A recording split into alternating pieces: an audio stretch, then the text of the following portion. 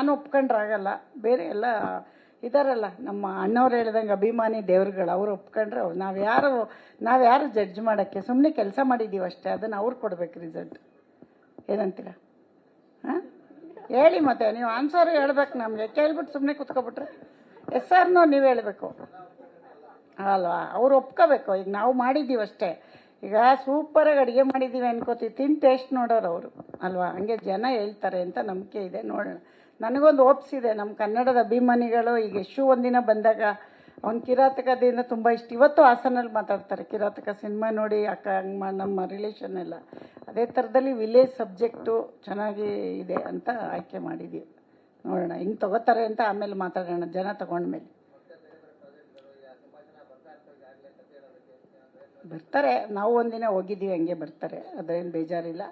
But ಏನಂದರೆ ಬರೋದು, ಈಗ ಕೆಲಸ ಕೇಳೋದು ನಾವು ಕೇಳಬೇಕು, ನೀವು ಕೇಳಬೇಕು, ಅದು ತಪ್ಪಲ್ಲ.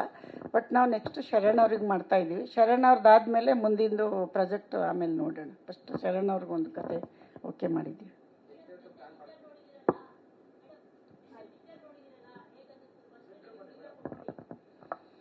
ನಾನು ಅಷ್ಟೊಂದು ಜಡ್ಜ್ಮೆಂಟ್ ಕೊಡೋಷ್ಟು ದೊಡ್ಡವಳಿಲ್ಲ. ಬಟ್ ನಮ್ಮ ಕೂಸು ನಮಗೆ ಚೆನ್ನಾಗಿರುತ್ತೆ, ಅದು ನಾನು ಹೇಳ್ಬಾರ್ದು, ನೀವೆಲ್ಲ ಹೇಳಬೇಕು ಅಂತಲೇ ನಾನು ಇವತ್ತವರೆಗೂ ನನಗೆ ಒಂದು ಏನೋ ಒಂದು ತಕ್ಕಮಟ್ಟಿಗೆ ಒಂದು ಆಯ್ಕೆ ಮಾಡಿದ್ದೀವಿ ಅಂತ ಒಂದು ಇದೆ.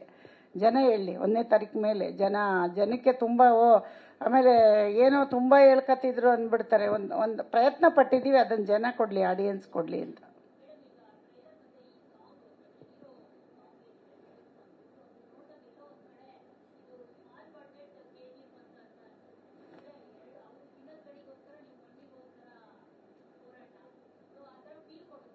ಹೌದಾ?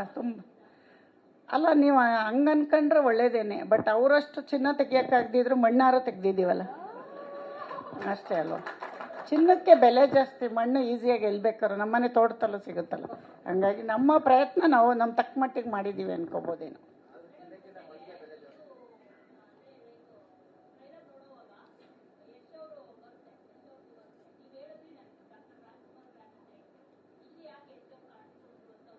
ಯಶ್ ಅವ್ರದ್ದು ನಾನಲ್ಲ, ಹುಡುಗಿ ಅಭಿಮಾನಿ ಅಂತೆ ಇವರು ಮೇಡಮು. ಸಿನಿಮಾದಲ್ಲಿ ಮಾತುಕತೆ ಆಗ್ಬೇಕಾದ್ರೆ ಡೈರೆಕ್ಟ್ರ್ ಹತ್ರ ಡಿಸ್ಕಷನ್ ಮಾಡಿದ್ರಂತೆ ಯಾರನ್ನ ಹಾಕೋದು ಅಂತ. ಅವಾಗಿನೂ ಗೊತ್ತೇ ಇಲ್ಲ ಅವ್ರಿಗೆ ನಮ್ಮ ಪ್ರಾಜೆಕ್ಟ್ ಅಂತ. ಇವರೆಲ್ಲ ಸೇರಿ ಇಲ್ಲ ಯಶ್ ಅವ್ರದ್ದು ಹಾಕೋಣ ಅಂದ್ಬಿಟ್ಟು ಹಾಕಿರೋದು. ಬಟ್ ಹಾಕುವಾಗ ನಾನು ಬೇಡ ಅನ್ನೋಕ್ಕಾಗಲ್ವಲ್ಲ, ಹಾಕ್ಲಿ ಬಿಡಿ ಅಂತ ಹೇಳಿ ಹಾಕ್ಸಿದ್ದೀವಿ ಅಷ್ಟೆ.